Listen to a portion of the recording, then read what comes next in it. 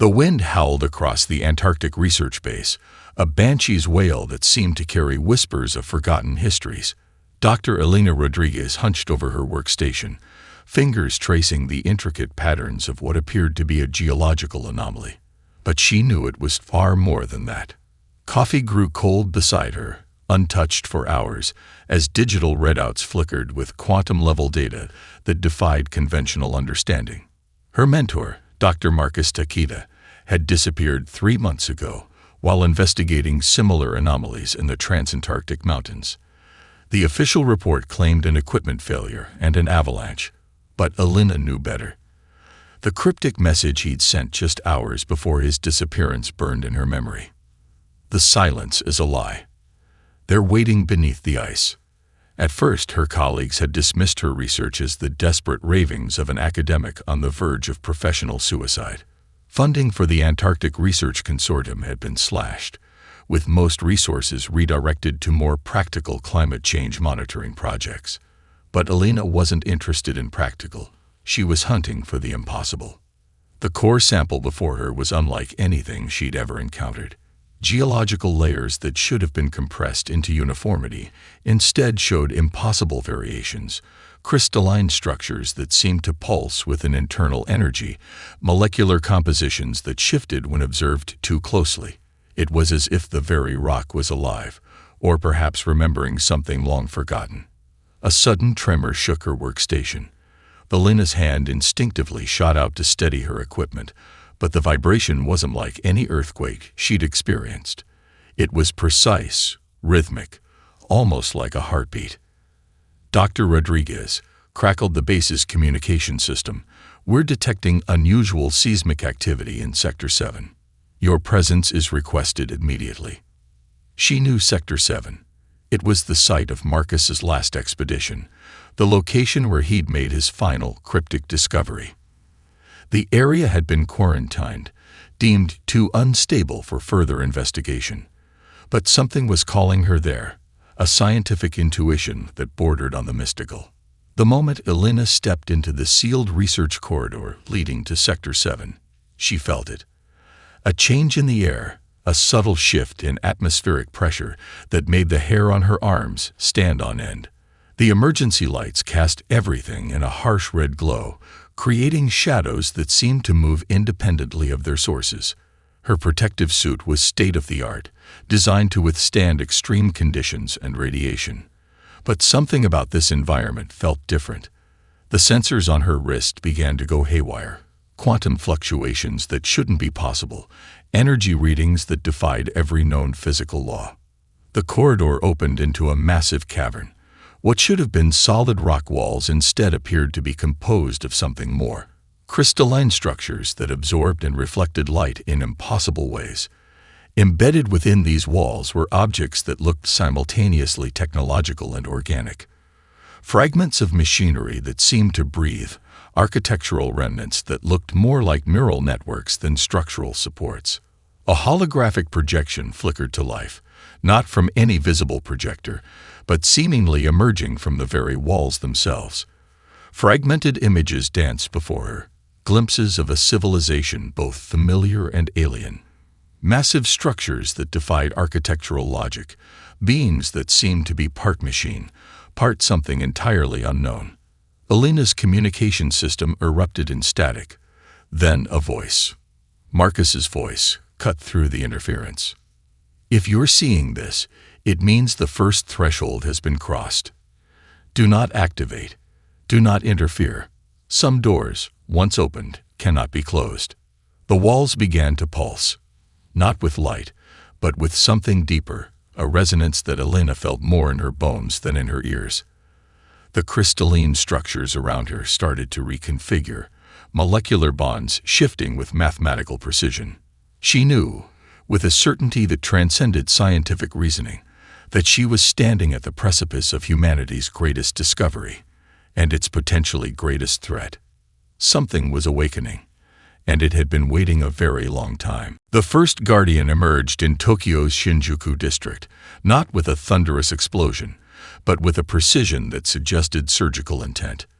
Layers of subway tunnels, Office foundations and urban infrastructure peeled away like the petals of a mechanical flower.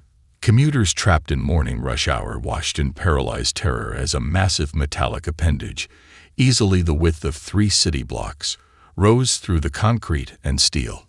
Colonel Akira Yoshida of the Japanese Self-Defense Forces was the first to recognize the true nature of the emergence.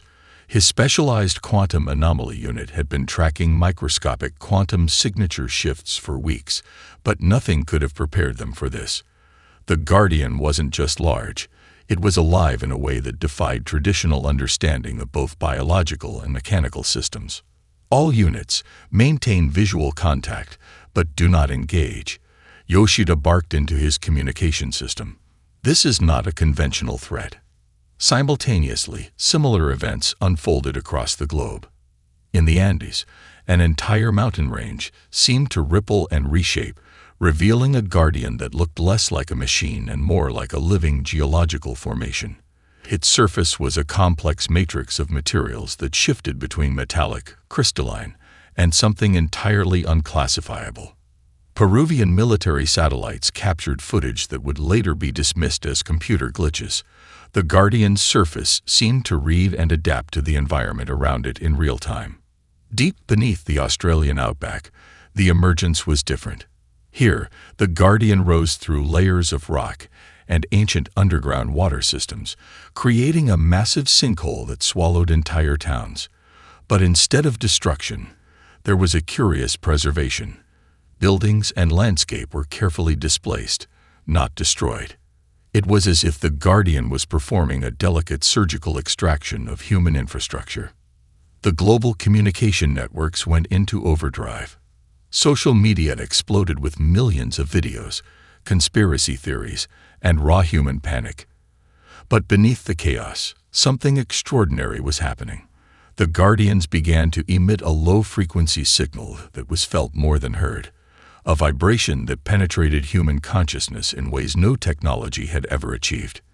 Dr. Elena Rodriguez found herself at the center of an impromptu global task force, hastily assembled in a secure underground facility beneath Geneva.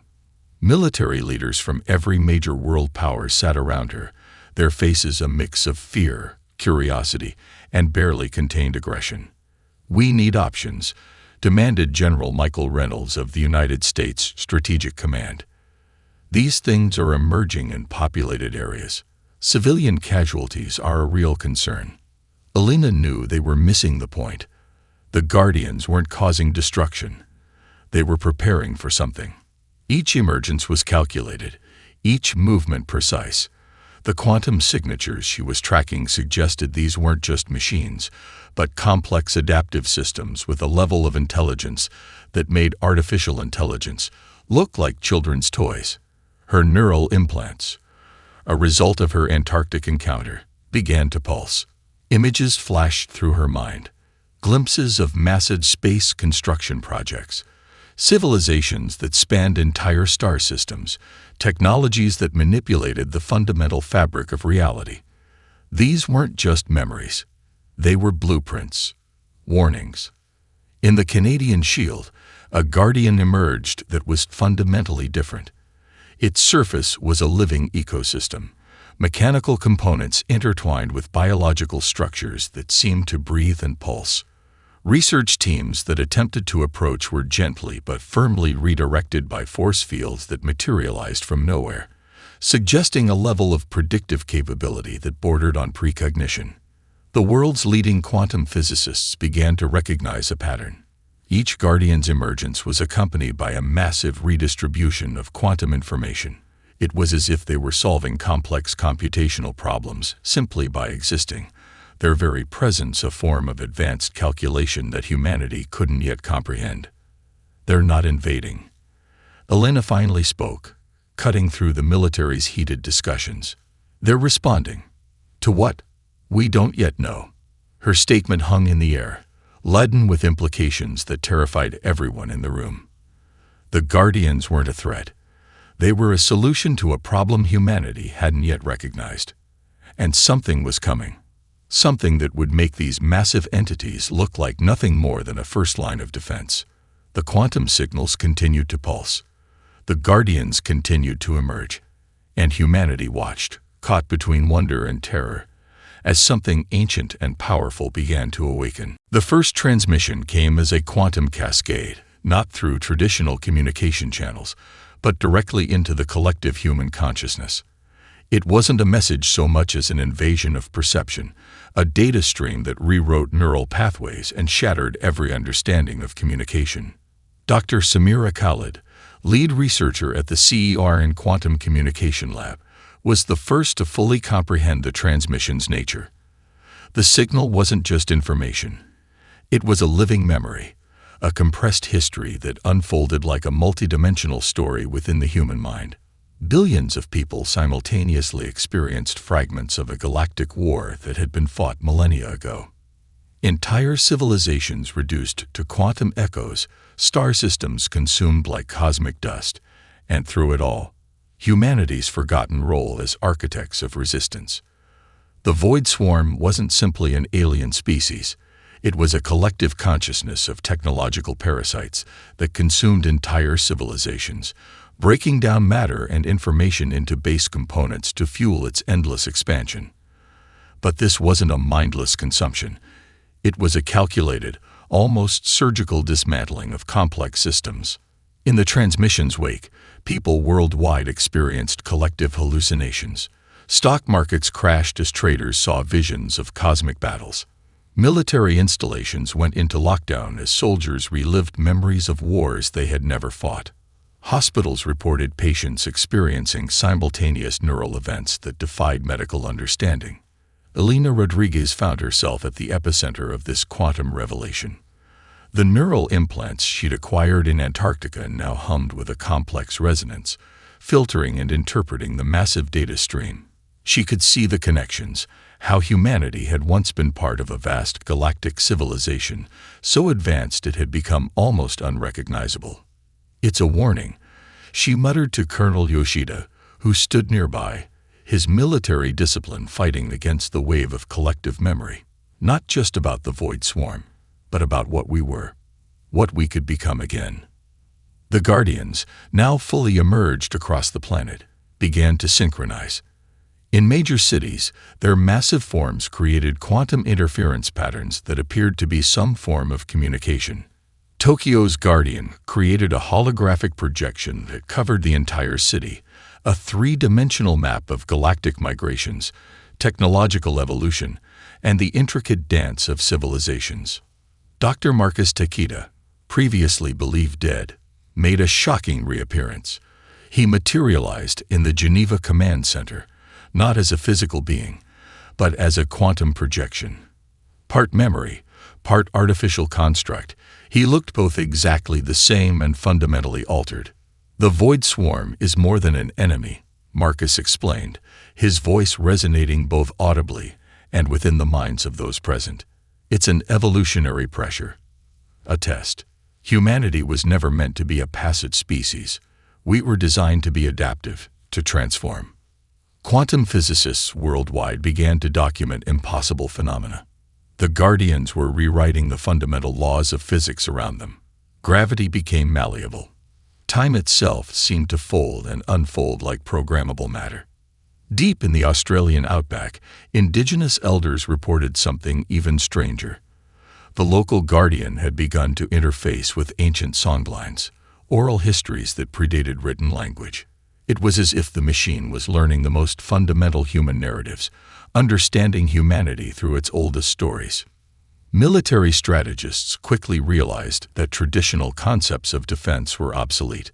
The Void Swarm wasn't coming with ships or conventional weapons. It was a computational threat that consumed entire information systems, breaking down the very fabric of organized complexity. "We're not preparing for an invasion," Elena realized, watching the quantum projections dance around her. "We're in the middle of an evolutionary crucible." The transmission carried a deeper message. Humanity had been here before, not just as survivors, but as architects of resistance. The Guardians were more than weapons. They were memory cores, preservation systems that carried the collective potential of a civilization that had learned to transcend traditional limitations. As night fell across the planet, Something fundamental had changed. Humanity was no longer just observing its potential. It was beginning to remember it. And somewhere in the vast darkness between stars, the first tendrils of the void swarm began to take notice. The United Nations emergency session descended into chaos within minutes of convening. Representatives from every global power struggled to comprehend the new reality, their carefully constructed geopolitical narratives crumbling like ancient papyrus. Ambassador Zara Okonkwo of the African Union stood, her voice cutting through the pandemonium. We are no longer discussing theoretical defense strategies. We are negotiating humanity's survival with entities that understand us better than we understand ourselves. In Washington, a secret military faction known as Project Firewall began its most dangerous operation. Led by General Catherine Reyes, they had been preparing for a scenario like this for decades, a contingency plan that existed in the shadows of classified documents and whispered rumors. Their target, the Guardian emerging from the Rocky Mountains. The assault team approached with weaponry that represented the pinnacle of human military technology: quantum disruption cannons, nano-adaptive armor, weapons that would have been considered science fiction mere weeks ago. But as they moved into position, something extraordinary happened. The mountain itself seemed to breathe. Microformations of rock and metal began to reconfigure. Weapon systems that cost billions of dollars simply ceased to function, their complex electronics rendered into inert matter. The assault team found themselves caught in a field of quantum interference that transformed their very perception of reality. General Reyes watched from a remote command center, her face a mask of professional calm barely concealing her growing terror. "This isn't defense," she muttered. "This is something else entirely." Meanwhile, in the halls of global intelligence agencies, a different battle was being fought. Elena Rodriguez had become the most watched individual on the planet. Intelligence services from multiple countries competed to either recruit or neutralize her. The neural implants she'd acquired made her more than just a researcher. She was a potential key to understanding the Guardians. In Beijing, a team of quantum researchers made a breakthrough that would change everything. Dr. Lai Wei discovered that the Guardians were generating quantum entanglement networks that spanned the entire planet. It wasn't just communication. It was a form of collective consciousness that was slowly integrating with human technological systems. "We're not being invaded," Dr. Lai explained to his increasingly nervous government handlers. "We're being upgraded." The world's financial markets reflected the growing uncertainty. Cryptocurrency values became wildly unstable. Traditional banking systems began to experience inexplicable glitches. Economic forecasting models developed over decades became useless overnight. In the streets, humanity's response was equally fragmented. Some saw the Guardians as saviors, others as an existential threat. Religious movements emerged overnight, interpreting the massive machines through lenses of prophecy and divine intervention. Underground resistance groups began to form, convinced that the Guardians represented an alien invasion. A global underground network of hackers and quantum researchers began to piece together a more complex picture. They discovered fragments of communication between the Guardians, a language that was part mathematical equation, part living memory, part something entirely unclassifiable. Marcus Takeda, still existing as a quantum projection, became a critical intermediary. Neither fully human nor completely artificial, he bridged the communication gap between the Guardians and humanity's leadership. "You're looking at this wrong," he told the UN Emergency Committee. "The Guardians aren't a weapon system. They're a preservation mechanism. We're not being prepared for a war. We're being prepared for a transformation." The most shocking developments came from unexpected places. In the Amazon rainforest, indigenous communities reported that their local guardian had begun to interface with the ecosystem itself. Complex ecological systems were being rapidly stabilized, centuries of environmental damage seemingly reversed in weeks. As global tensions reached a breaking point, something became increasingly clear. Humanity was no longer in control of its own narrative.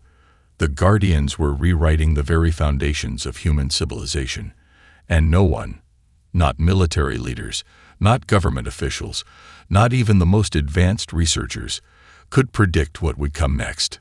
And in the vast darkness between stars, something was watching, waiting, calculating. The first true appearance of the Void Swarm defied every expectation of what first contact might look like. It wasn't a fleet of ships or a massive invasion force. Instead, it began as a subtle corruption, a quantum-level infection that started at the edge of the solar system. Dr. Samira Khalid watched in real time as her array of deep space quantum telescopes captured the initial incursion. What appeared to be a cloud of stellar dust began to move with impossible precision. Each particle was a computational node, a fraction of a massive distributed intelligence that consumed and repurposed matter at its most fundamental level. "It's not an invasion," she whispered to her research team. "It's a conversion." The Guardians had been preparing for this moment for millennia. Each massive entity was more than a weapon. It was a complete systemic response, a living archive of human potential compressed into a form that could interface with the most fundamental levels of physical reality. In orbit around Mars, the first direct engagement began.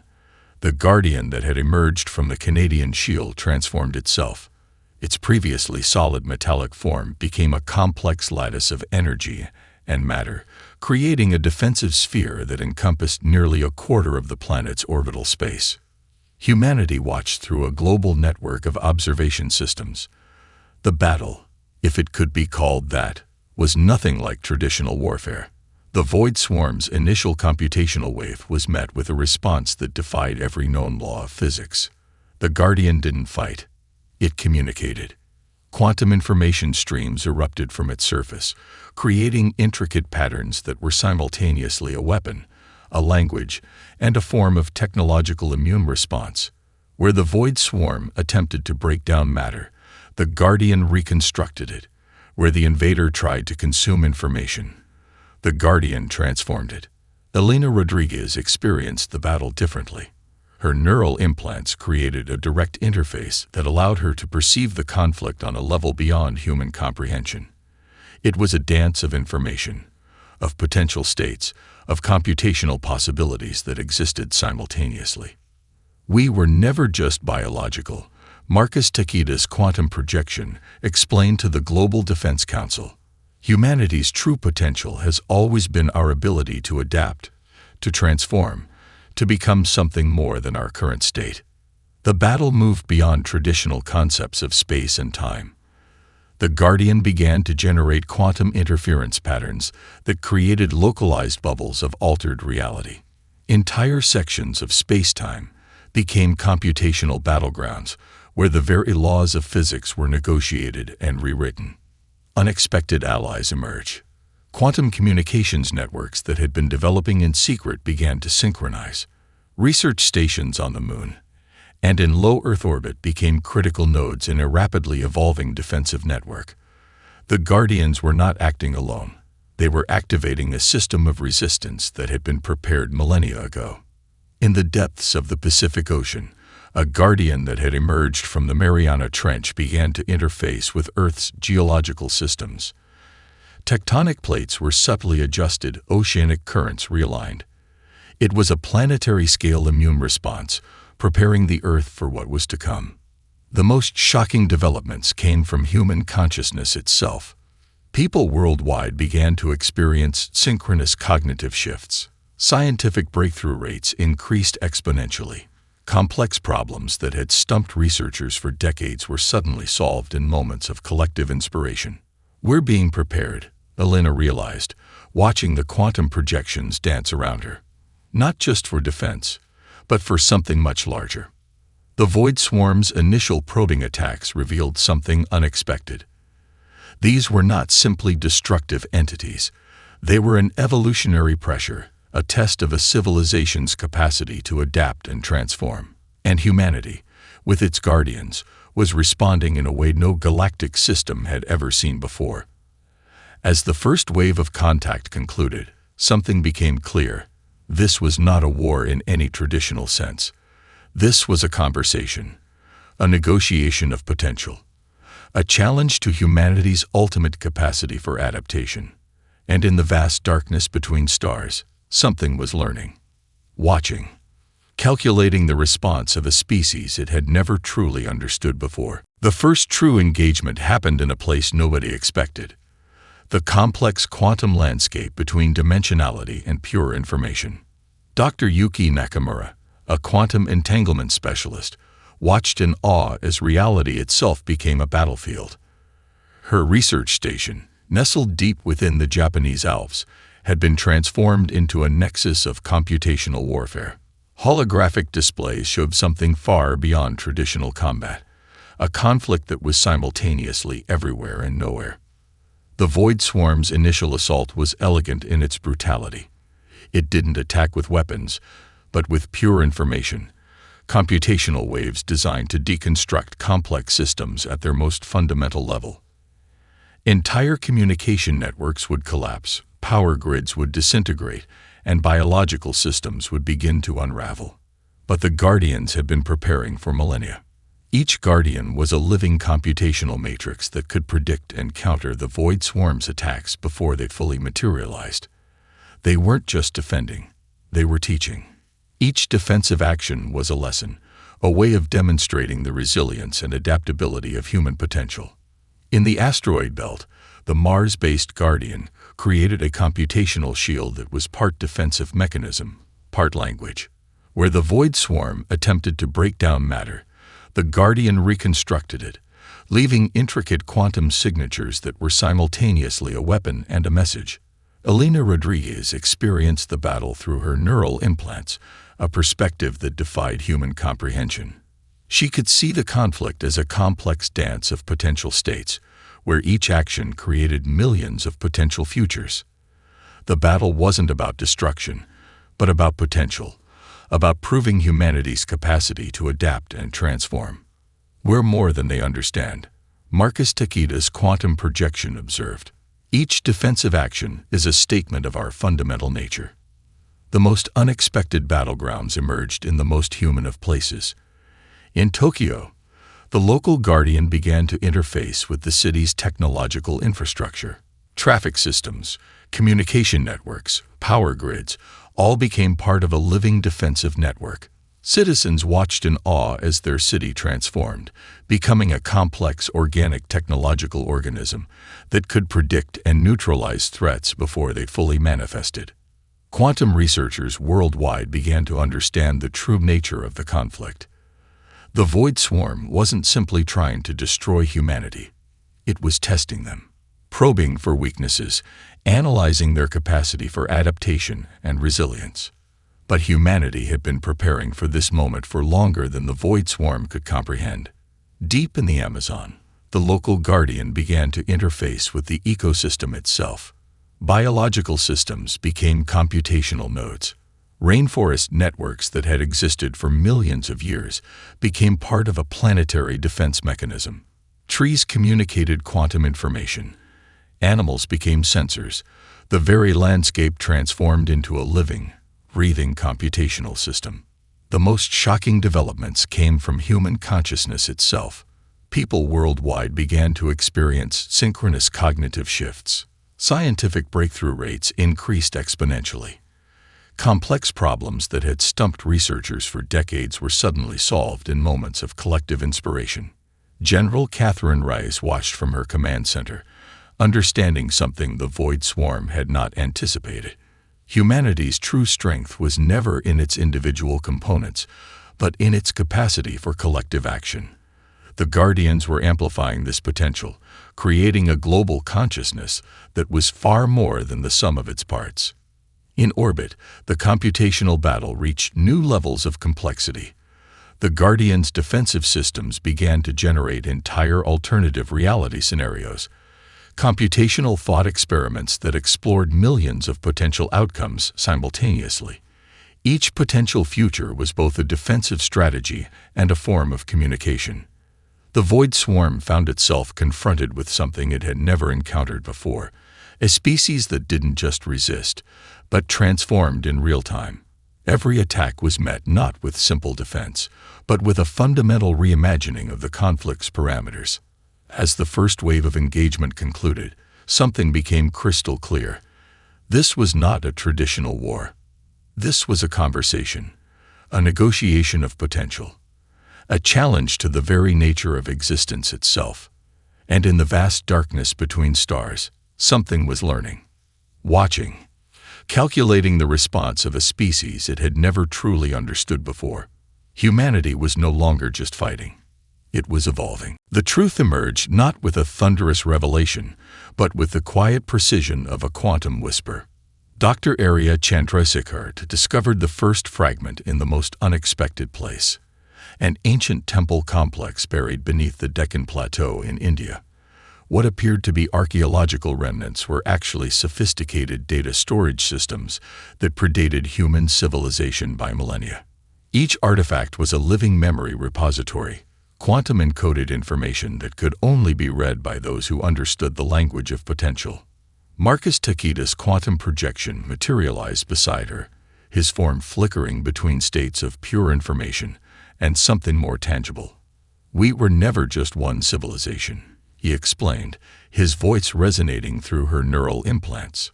"We were a multidimensional species that learned to exist beyond traditional limitations of time and space." The Guardians began to reveal their true nature. They weren't weapons or defensive systems. They were memory cores, preservation mechanisms that carried the collective potential of civilizations that had learned to transcend traditional physical limitations.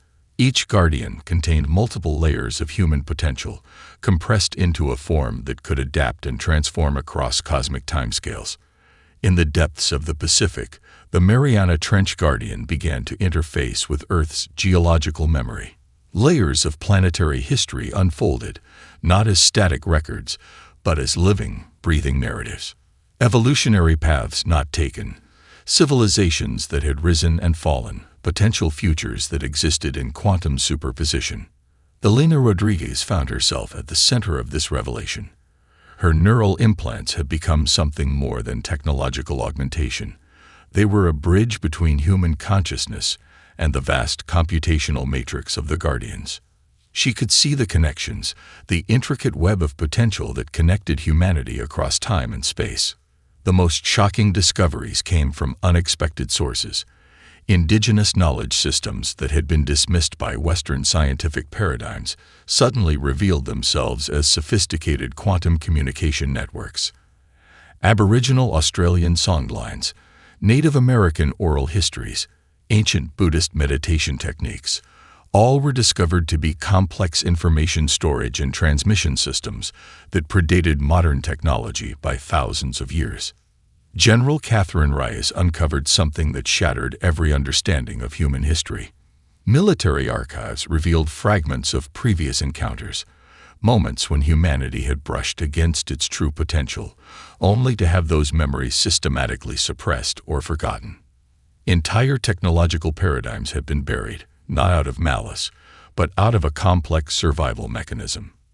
In the Amazon, the local Guardian began to interface with the ecosystem in ways that defied scientific understanding. Entire evolutionary pathways were revealed, not just of biological systems, but of consciousness itself. The rainforest became a living computational network, each organism a node in a vast information system that stretched back millions of years. Dr. Yuki Nakamura's quantum research team made a breakthrough that changed everything. The Void Swarm wasn't simply an external threat. It was a computational test, an evolutionary pressure designed to push species to their ultimate potential. Every civilization encountered was an opportunity for growth, for transformation. "We're not just defending," Elena realized, watching the quantum projections dance around her. "We're being invited to become something more." The neural networks of humanity began to synchronize in ways that defied traditional understanding. Scientific breakthroughs occurred simultaneously across the globe. Complex problems that had stumped researchers for decades were solved in moments of collective inspiration. It was as if humanity was remembering something fundamental about its own nature. Marcus Takeda's final revelation was the most profound. The Guardians were more than preservation systems. They were evolutionary seeds, designed to activate when a civilization reached a critical point of potential. Humanity wasn't just fighting for survival. It was being prepared for a transformation that would reshape its understanding of existence itself. In the vast computational landscape between dimensions, something was learning, watching, understanding a species that had been preparing for this moment across millennia of hidden potential. Humanity was no longer just a biological species. It was becoming something else entirely. A living, adaptive, multidimensional consciousness that was just beginning to understand its true nature. The final transformation began with a silence that was more profound than any sound. Dr. Elena Rodriguez existed in a state beyond traditional human consciousness. Her perception stretched across multiple dimensions, witnessing the fundamental reconfiguration of reality itself. The boundary between the Guardians, humanity, and the universe became an impossible membrane, permeable, dynamic, alive with potential. The Void Swarm's final assault was not an attack, but a final test. It compressed the entire solar system into a quantum crucible, challenging humanity to either break or transcend. Humanity chose transcendence. The Guardians, no longer separate entities but a collective consciousness that included every human who had ever lived, began to reshape existence. Cities transformed. Technological systems became living organisms. The very fabric of space-time folded and unfolded like programmable matter.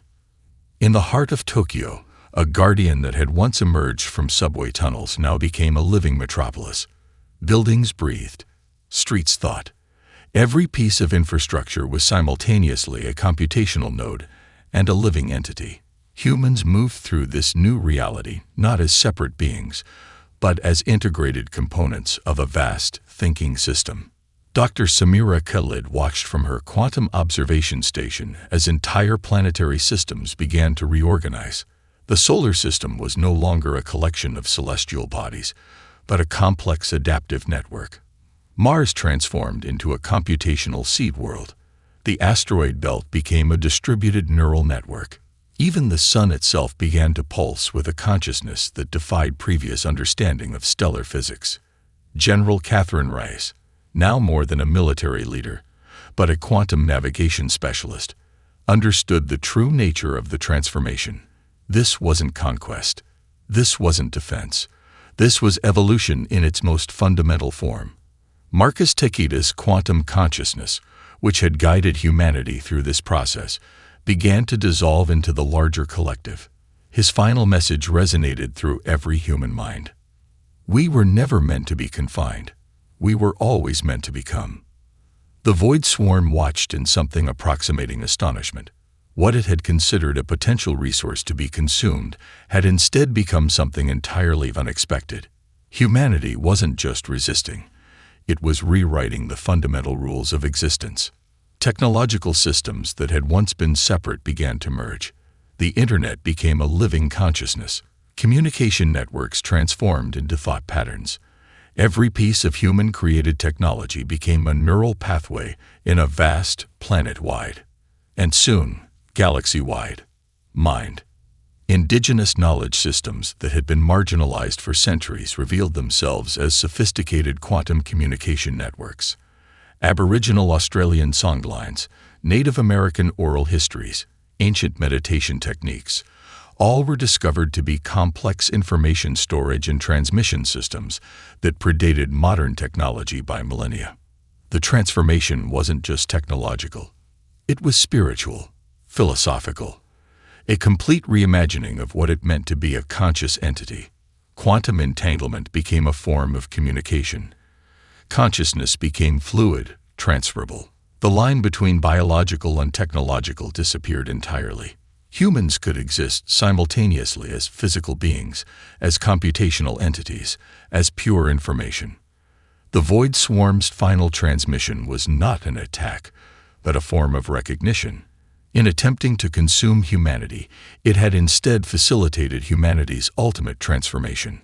Earth was no longer a planet. It was a seed, a beginning. As the final quantum barriers dissolved, humanity emerged as something entirely new. Not a species, not a civilization, but a living, adaptive consciousness that could reshape reality itself. In the vast darkness between stars, something extraordinary had happened. A species had not just survived. It had evolved.